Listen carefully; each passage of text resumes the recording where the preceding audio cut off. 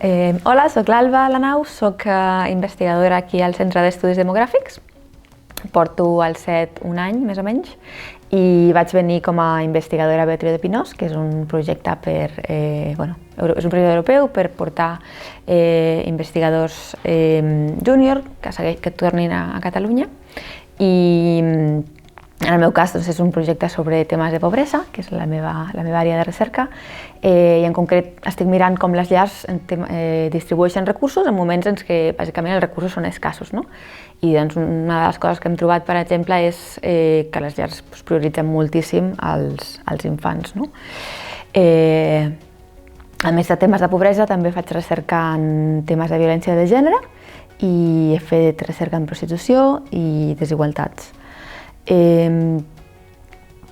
Vaig venir al CET fa 2 o 3 anys, per primer cop com a visitant. Em van convidar a avaluar una tesi doctoral i a fer una xerrada i em va agradar molt l'ambient del centre, em va agradar que la gent s'ajuda, hi ha un ambient com de col·laboració, em van fer preguntes molt interessants i vaig dir, és un bon lloc per estar i per aprendre.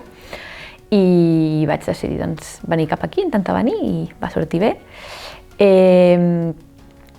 I per què m'agrada la recerca o per què em dedico a això? Doncs la recerca és una de les grans avantatges de la recerca per mi és que pots aprendre tota l'estona, que sempre hi ha coses noves, que sempre pots parles amb gent, viatges, llegeixes, i fa que sigui molt difícil avorrir-se. I a més,